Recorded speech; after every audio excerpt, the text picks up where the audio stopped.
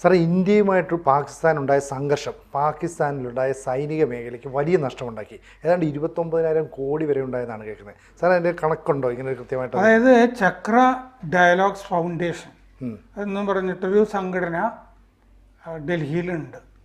അത്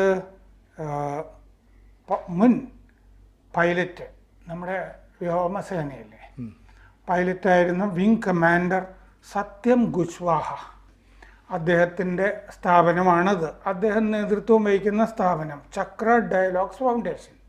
ഡിഫൻസ് കാര്യങ്ങളൊക്കെയാണ് അവർ കൊണ്ടു നടക്കുന്നത്.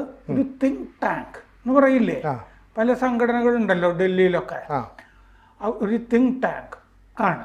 പല ആശയങ്ങളൊക്കെ മുന്നോട്ട് വയ്ക്കുകയും പ്രതിരോധ ആശയങ്ങൾ മുന്നോട്ട് വയ്ക്കുന്ന ഒരു തിങ്ക് ടാങ്കാണ് ചക്ര ഡയലോഗ്സ് ഫൗണ്ടേഷൻ.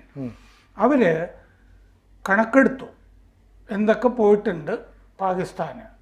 അത് ഇൻ്റലിജൻസ് ഏജൻസികളുടെ വിവരങ്ങൾ, രഹസ്യ വിവരങ്ങൾ, ചാര സംഘടനകളുടെ വിവരങ്ങൾ, നിരീക്ഷണ സർവെയിലൻസ് നിരീക്ഷണങ്ങളിൽ നിന്നൊക്കെ കിട്ടിയത്, പിന്നെ റെക്കഗ്നൈസൻസ് ഇല്ലേ. അപ്പോൾ ഈ ചക്ര ഡയലോഗ് ഫൗണ്ടേഷൻ പലതരം ഡാറ്റകൾ വെച്ചിട്ടാണ് ഈ കണക്ക് 29,000 കോടി രൂപയുടെ നഷ്ടം 3 ദിവസ യുദ്ധം കൊണ്ട് ഉണ്ടായി എന്ന് കണക്കാക്കിയിരിക്കുന്നത്. അത് ഇൻ്റലിജൻസ്, സർവെയിലൻസ്, റെക്കഗ്നൈസൻസ്, ഈ ഡാറ്റകൾ വെച്ചിട്ടാണ് കണക്കാക്കിയിരിക്കുന്നത്.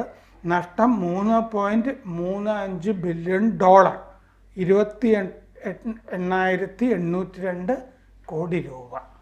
അതാണ് നഷ്ടം. അപ്പോൾ ഉപഗ്രഹ ചിത്രങ്ങൾ, ഇലക്ട്രോണിക് ഇൻ്റലിജൻസ്, മാധ്യമ റിപ്പോർട്ടുകൾ, ഇതൊക്കെ ഇവർ കണക്കിലെടുത്തിട്ടുണ്ട്. അപ്പോൾ നഷ്ടം എന്താണെന്ന് ഇനി തിരിച്ച് പറഞ്ഞിട്ടുണ്ട്. F-16 4 നഷ്ടപ്പെട്ടു. അത് ഒരെണ്ണത്തിന് $87.38 മില്യൺ ഒരെണ്ണത്തിന്. അപ്പോൾ ആകെ ഈ 4 കൂടി 349.52 മില്യൺ, 3000 കോടി രൂപ F-16 4 നഷ്ടപ്പെട്ട വകയിൽ പാകിസ്ഥാന്. പിന്നെ 2 സാബ് 2000 എറൈ അവാക്സ്, ഒരു അവാക്സ് വിമാനം നഷ്ടപ്പെട്ടല്ലോ. അതെ. ആ ബൊലാരിയിൽ നടത്തിയ ആക്രമണത്തിൽ ഒരു ആകെ 5 അവാക്സേ ഉള്ളൂ, അതിലൊരെണ്ണം നഷ്ടമായിട്ടുണ്ട്. അവാക്സ് എന്ന് പറയുന്നത് ആകാശത്തെ നിരീക്ഷണ കമാൻഡ് സെൻ്ററാണ്. ഒരു വാണിംഗ് അലാമൊക്കെ കൊടുക്കുന്ന എയർബോൺ എയർലി വാണിംഗ് ഹബ് ആണത്. താഴെ ഒക്കെ പല കേന്ദ്രങ്ങളിലെ പോലെ ആകാശത്ത് നിന്ന് ശത്രുവിൻ്റെ നീക്കങ്ങൾ നിരീക്ഷിച്ച് ശത്രുവിൻ്റെ സേനാ വിഭാഗങ്ങൾക്ക് വിവരം കൊടുക്കുന്ന, എപ്പോൾ എങ്ങോട്ടൊക്കെ മിസൈൽ അയക്കണം, ഡ്രോൺ അയക്കണം എന്നൊക്കെ പറയുന്ന സംവിധാനം ആണ് ഈ എവാക്സ് എന്ന് പറയുന്നത്. അത് $93 മില്യൺ. അപ്പോൾ 800 കോടി രൂപ എവാക്സിൻ്റെ നഷ്ടം. പിന്നെ മൂന്നാമത്തത് IL-78 റീഫ്യൂവലിംഗ് ടാങ്കർ 1, ഇന്ധനം നിറച്ചു കൊടുക്കുന്ന വിമാനം, ആകാശത്തൊക്കെ വെച്ച് റീഫ്യൂവലിംഗ് ടാങ്കർ വിമാനം, അതൊരെണ്ണം പോയി. അതിന് $35 മില്യൺ, 300 കോടി രൂപ. അപ്പോൾ ഇന്ധനം നിറയ്ക്കുന്നൊരു വിമാനവും പോയി. 4 CM-400 AKG മിസൈൽസ്, 2. അതിന് ഒരെണ്ണത്തിൻ്റെ വില $1.6 മില്യൺ, ഇൻറ്റു 2 27 കോടി രൂപ, 2 മിസൈൽ. 5 ഷഹീൻ മിസൈൽ, 2 നമ്മൾ തകർത്തു. അത് $4 മില്യൺ ഒരെണ്ണത്തിന്. അപ്പോൾ 2 68 കോടി രൂപ. ബെറാക്ടർ ഡ്രോണുകൾ 6 നമ്മൾ വെടിവെച്ചിട്ടു. അത് $6 മില്യൺ ഒരെണ്ണത്തിന്. അപ്പോൾ 6 309 കോടി രൂപ അതിന്. പിന്നെ 4 ജെറ്റുകൾ എയർ ടു എയർ പോരാട്ടത്തിൽ 4 ജെറ്റുകൾ വേറെയും നഷ്ടപ്പെട്ടതായിട്ട് പറയുന്നുണ്ട്. ഈ കണക്കുകളുടെ കൂട്ടത്തിൽ നമ്മുടെ PL-15 ഇല്ലേ, ചൈനയുടെ, പിന്നെ ചൈനയുടെ JF-10 വിമാനവും തകർന്നിരിക്കാൻ സാധ്യതയില്ലേ. മിസൈൽ തകർന്നിട്ടുണ്ട്, ഹോഷിയാർപൂരിലൊക്കെ വന്ന് വീണിട്ടുണ്ട്. അതിൻ്റെ കണക്ക് ഇതിൻ്റെ അകത്ത് കാണുന്നില്ല പാകിസ്ഥാൻ്റെ. സ്ഥിരീകരിക്കാത്തതുകൊണ്ടായിരിക്കും. അല്ല, അത് നമ്മുടെ നാട്ടിൽ ഹോഷിയാർപൂരിൽ വന്ന് കിടപ്പുണ്ടല്ലോ, അതിൻ്റെ അവശിഷ്ടങ്ങൾ വേറെ സ്ഥലത്തും ഉണ്ട്. IL-78 മറ്റേ CM-400 AKG അത് ചിലപ്പോൾ കൂടുതൽ വിലയുള്ളത് ചൈനയുടേത് ചീപ്പ് മിസൈൽ ആയതുകൊണ്ട് ചേർക്കാത്തതാണോ എന്നറിയില്ല. നമുക്ക് അതും കൂടി ചേർത്താൽ ഒരു 30,000 കോടി രൂപ എന്ന് കണക്കാക്കാം നഷ്ടം വന്നിരിക്കുന്നത്. അപ്പോൾ F-16 സാബും എവാക്സ് അതാണ് അത് നഷ്ടമായിരിക്കുന്നത്. ഇനി അടുത്ത കാലത്തൊന്നും ഒരു യുദ്ധത്തിന് തയ്യാറാകാൻ പറ്റില്ല, പൊങ്ങി വരാനും പറ്റില്ല. അതുപോലത്തെ നഷ്ടമാണെന്ന് ഈ റിപ്പോർട്ടിൽ പറഞ്ഞിട്ടുണ്ട്. ഇവർ തയ്യാറാക്കിയ ചക്ര ഡയലോഗ്സ് ഫെഡറേഷൻ്റെ റിപ്പോർട്ടിലുണ്ട്. ആ ടാങ്കർ നഷ്ടപ്പെട്ടു പോയല്ലോ, റീഫ്യൂവലിംഗ് ആകാശത്ത് വെച്ച് ഇന്ധനം നിറയ്ക്കുന്നത്. അതുകൊണ്ട് ഇനി ദീർഘദൂര ദൗത്യങ്ങൾ ഒന്നും തൽക്കാലത്തേക്ക് പാകിസ്ഥാന് ഓപ്പറേറ്റ് ചെയ്യാൻ പറ്റില്ല എന്ന് പറഞ്ഞിട്ടുണ്ട്. ഇതിൻ്റെ കൂടെയാണ് വേറൊരു വാർത്ത വരുന്നത്. അർമീനിയ നമ്മുടെ ഇന്ന് ആയുധം വാങ്ങുന്നുണ്ടല്ലോ. അപ്പോൾ അവർ ആകാശ് 1S ആകാശിൻ്റെ അടുത്ത വേർഷൻ അത് നമ്മൾ ഉടനെ ഒന്നും വരുന്നില്ല, 2 കൊല്ലം കഴിയും. അടുത്ത കൊല്ലമേ അതിൻ്റെ ഉൽപ്പാദനം നമ്മൾ തുടങ്ങുന്നുള്ളൂ. ആകാശിൻ്റെ പുതിയ വേർഷൻ ആകാശ് 1S അതിനും അർമീനിയ താല്പര്യം പ്രകടിപ്പിച്ച് വന്നിട്ടുണ്ട്. അപ്പോൾ നമ്മൾ ഉൽപ്പാദനം തുടങ്ങുന്നതിന് മുമ്പ് തന്നെ അവർ വാങ്ങിക്കും എന്നുള്ള അവസ്ഥയുണ്ട്.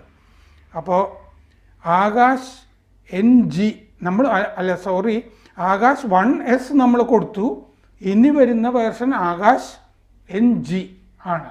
NG എന്ന് നമ്മൾ ഏതായുധത്തിൽ കണ്ടാലും ന്യൂ ജനറേഷൻ എന്നതാണ്. ആകാശ് NG അതിന് വന്നിട്ടുണ്ട്. ആകാശ് 1S നമ്മൾ നേരത്തെ അവർക്ക് കൊടുത്തിട്ടുണ്ട് 15 എണ്ണം.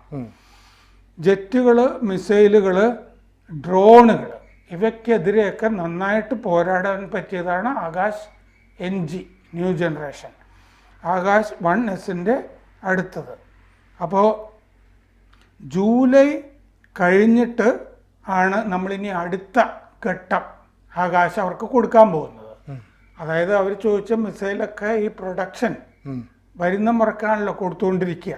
നമ്മൾ 2024 നവംബറിൽ കൊടുക്കാൻ തുടങ്ങി Akash അർമീനിയയ്ക്ക്.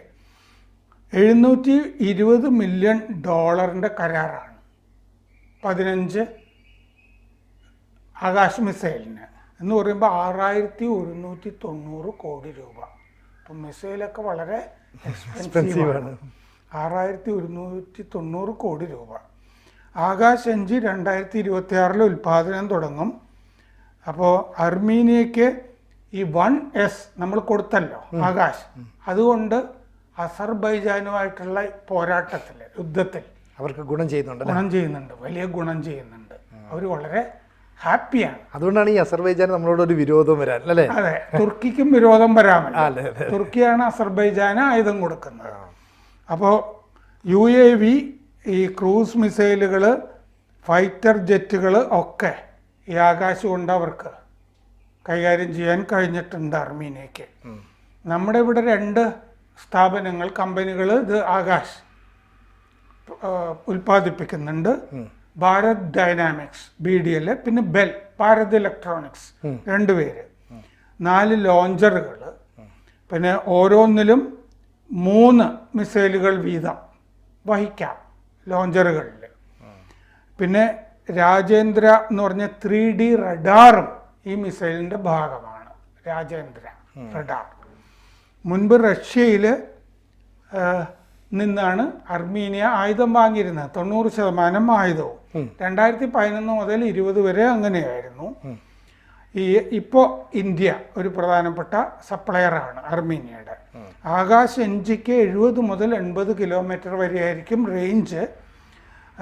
Dual pulse solid motor ആണ്, ഗര ഇന്ധനം.